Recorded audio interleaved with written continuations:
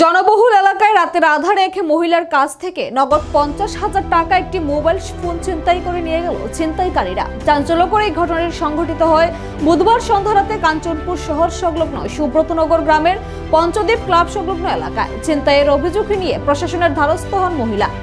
ঘটনার বিবরণে জানা যায় যে বুধবার কাঞ্চনপুর মহকুমার অন্তর্গত সুব্রতনগর গ্রামের সুচিত্রা নাথ নামের এক মহিলা ছেলের বৌভাত অনুষ্ঠানে খরচের জন্য মেয়েকে সঙ্গে নিয়ে কাঞ্চনপুর বাজারে গিয়ে ব্যাংক থেকে নগদ 50,000 টাকা তুলে বাজারে করে সন্ধ্যা রাতে বাড়ি ফেরার পথে সুব্রতনগর গ্রামের পঞ্চদ্বীপ ক্লাব সংলগ্ন এলাকায় গেলে এই মহিলার পেছন দিক থেকে বাইকে চেপে দুজন লোক এসে মহিলার হাতে থাকা ব্যাগটি ছিনিয়ে নিয়ে পালিয়ে যায়। পরবর্তী সময় মহিলার চিৎকার চেঁচামেচিতে এলাকাবাসীরা ছুটে আসেন, কিন্তু তৎক্ষণাৎ ছিনতাইকারীরা এলাকা ছেড়ে পালিয়ে যায়।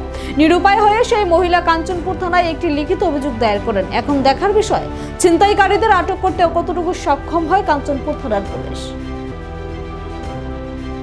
আপনার নাম? স্বামীর নাম? আপনি আজকে থানাতে আইছেন, কি হয়েছে আপনার? আমি আইছি আগামীকালকে আমার বাড়ি বউবার ছেলে বিয়া করাইছি অনুষ্ঠান। আইছি বাজারে কাপড় চোপড় কিনবো। কবে আইছেন? আজকে নেই? আজকে। কোন সময় আইছেন বাজারে? আইছি বাইরে তো 3টার দিকে।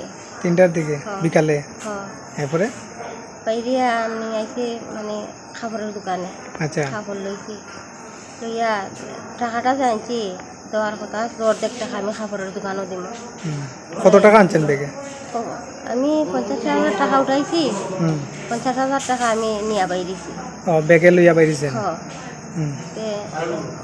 খাবার কিনিয়া কইছি যে আমি তো খাবার নিতাছি, খাবার যা লাগলো বাকি খাবারটা আমি ঘুরাইয়া দিয়া দিব। আজকে আমি পেমেন্ট করতাম না এই টাকাটা। তারা কইছেন ঠিক আছে পরে করি। আমি লইয়া বাড়ির দিকে রওনা দিচ্ছি। গিয়ে আমি পিডব্লিউডি অফিসের সামনে লাগছি।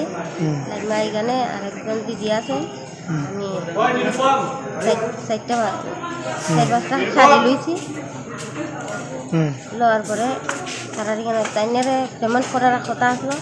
আমি কইছি আজকে দিদি আজকে আমি পেমেন্ট করতাম না, কালকে অনুষ্ঠানের পরে আমি পেমেন্ট করবো তোমারে। বুঝলেন? আচ্ছা ঠিক আছে, অসুবিধা নেই। দোকানে যে টাকা দেওয়ার কথা আছে আপনি কইছেন আজকে দিতেন না, অনুষ্ঠানের পরে দিবেন? আচ্ছা। এরপরে তারা তাইনার এখানেও চেম।